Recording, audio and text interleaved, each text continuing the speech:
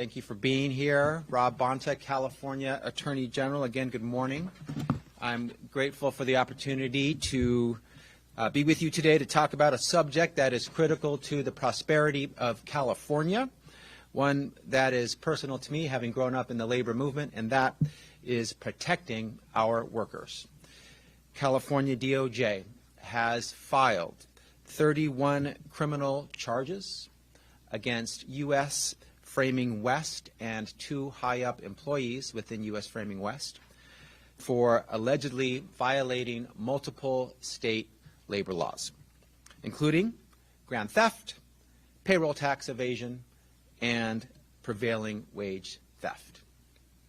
Before I get into the details, I do want to thank the state agencies who partnered with us on this investigation, starting with the California Department of Insurance, the California Department of Industrial Relations, and the California Employment Development Department.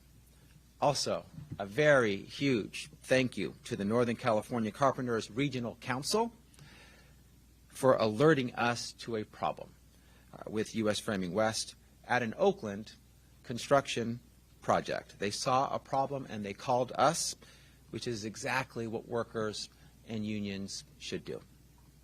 I'm grateful to all the unions with us today, including California Federation of Labor Unions represented here as well. Their dedication to protecting workers is necessary and commendable. Finally, I want to thank my team at DOJ who put in the work to make today's announcement possible. Deputy Attorney General Natasha Howard, thank you. Senior Assistant Attorneys General Satoshi Yanai and Anthony Brady, thanks to both of them as well. Chief Assistant Attorney General Lance Winters, Special Assistant Attorney General Evan Akron, and the Workers' Rights and Fair Labor Section for their assistance with the investigation. U.S. Framing West is a construction company. They're based in Kentucky, and they specialize in wood framing on all types of projects. Big projects, usually everything from commercial buildings to retail stores, hotels, apartments, and more. Between 2018 and 2022, U.S. Framing West worked on multiple high-paying construction projects across California using crews of unlicensed subcontractors. The company's projects spanned multiple counties: Alameda, Contra Costa, Los Angeles, Orange, Riverside, San Diego, San Francisco, Santa Clara, among them. When a company working in California hires unlicensed subcontractors, as U.S. Framing West did, the company takes them on as their employees, which comes with specific reporting and taxes required under California state law. They are required. They are not optional. They are not suggested. They are mandatory under the law. While working these projects, we allege U.S. Framing West failed to pay more than $2.5 million in state payroll taxes, meaning they stole $2.5 million from California. We also allege that at a public works project in Cathedral City, U.S. Framing West also underpaid its workers by approximately $40,000. For those who may not know, a public works project is one that uses more than $1,000 of public funds. Part of the deal is that in order to use those funds, they are required to pay workers the prevailing wage, which U.S. Framing West did not, meaning they stole $40,000 from their workers.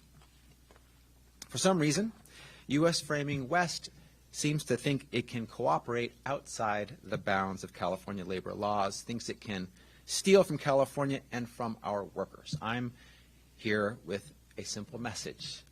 They cannot. No company can.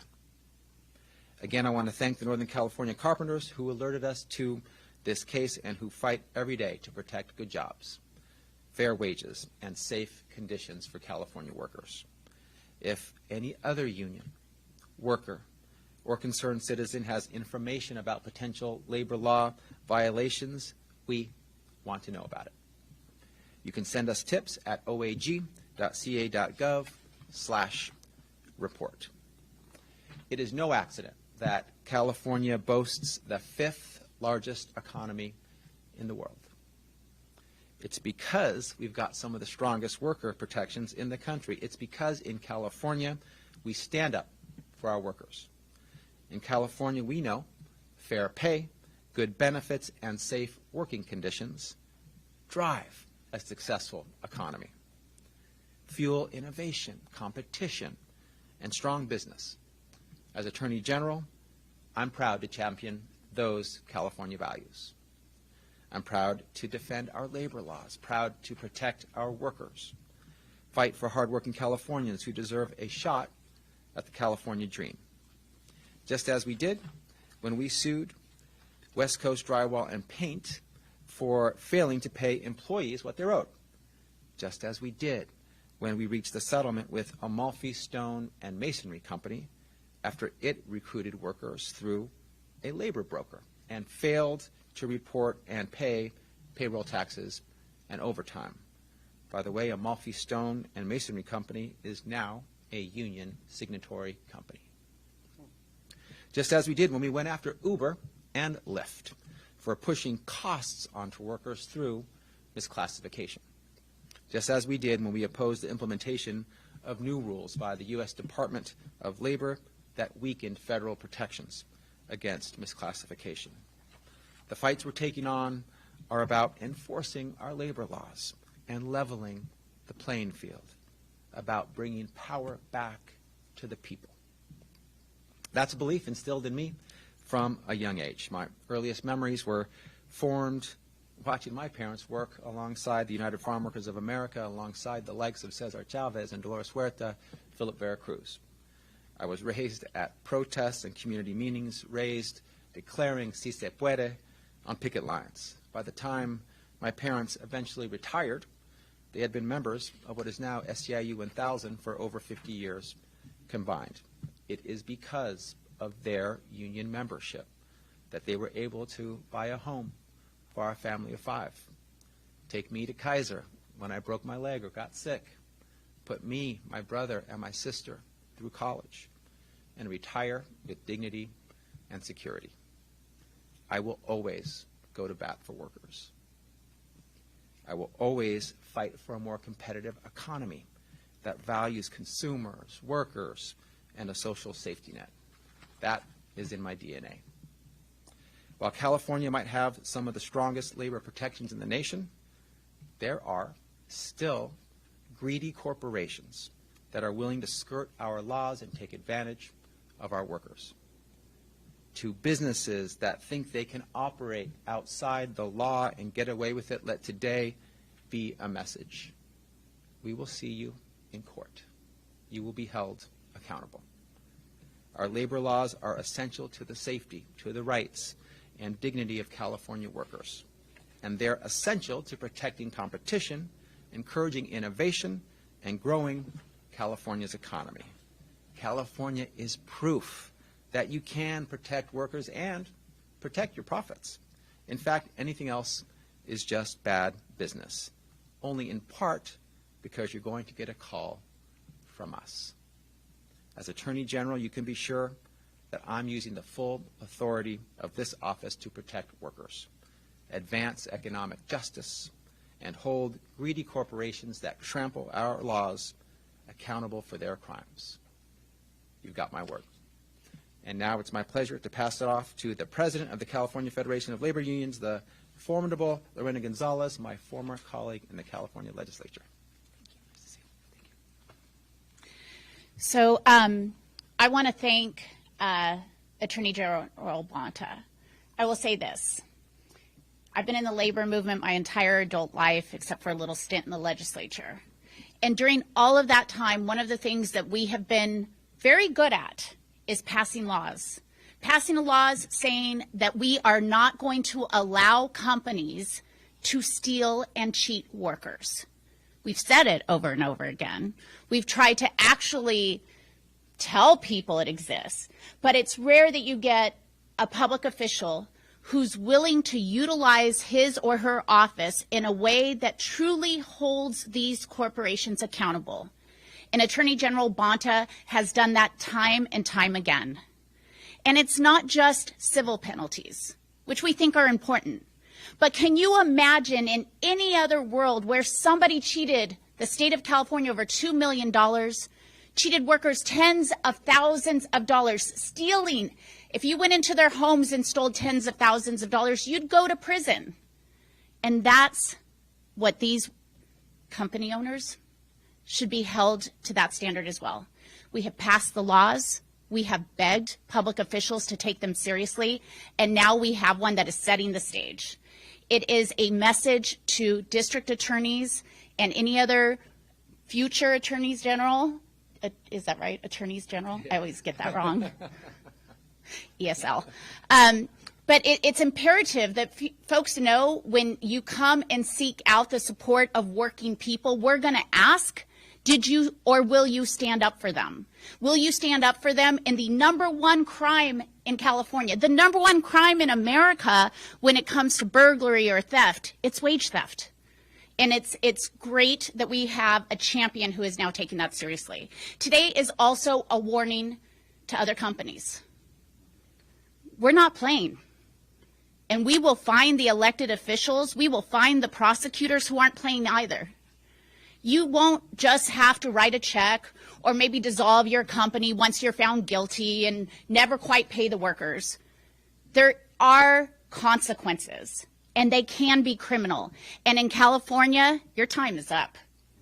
That's our message to workers who want, or to businesses who want to cheat workers.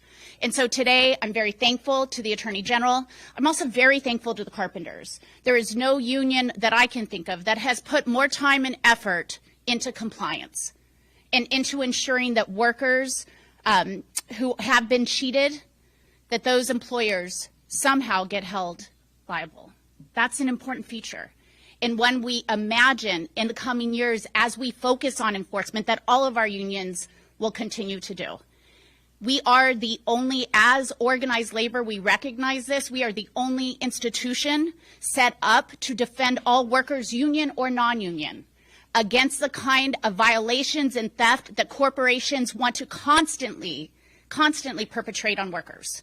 We take that job seriously, and today the carpenters show how seriously they took it. So thank you for all of your work with that, and thank you, Attorney General, for prosecuting this.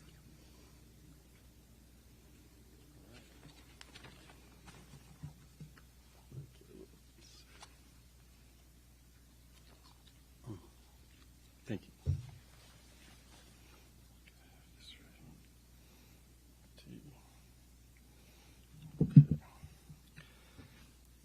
Thank you.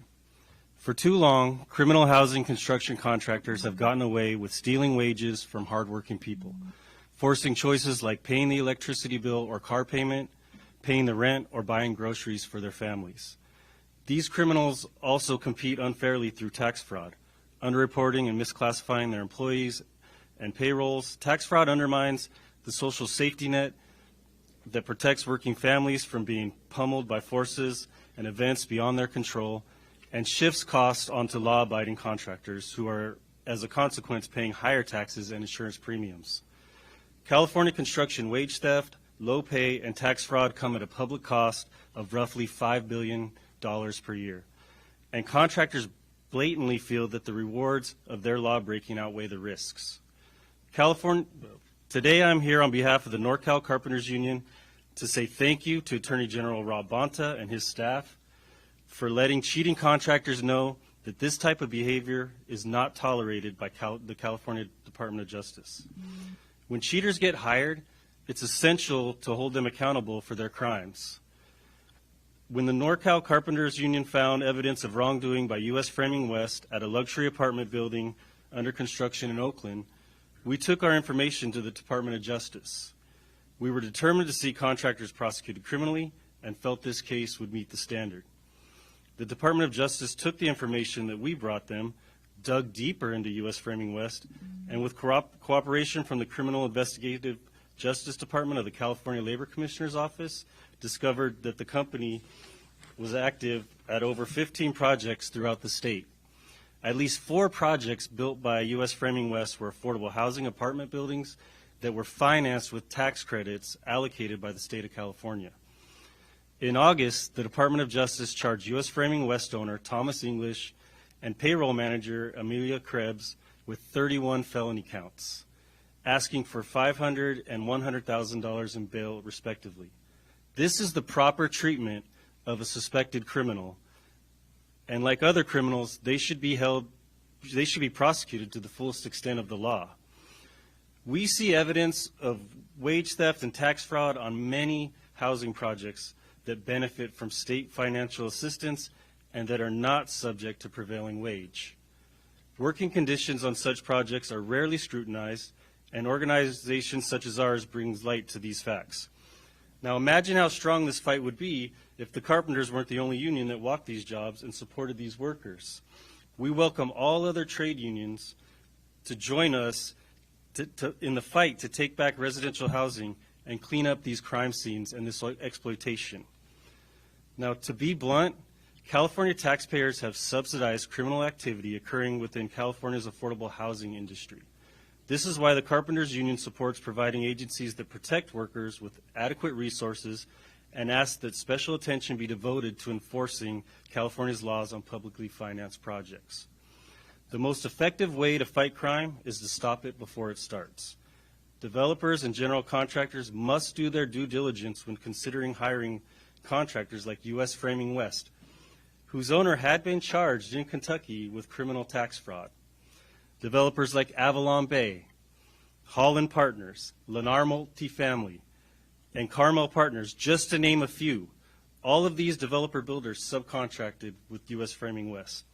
Developers need to stop turning a blind eye and do their part to uphold laws that protect the people and communities that they are building the housing for.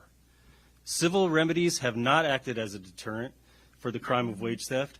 Has anyone here ever heard of another crime of theft in which the criminal has an opportunity to negotiate with the victim and pay them pennies on the dollar of what they stole from them?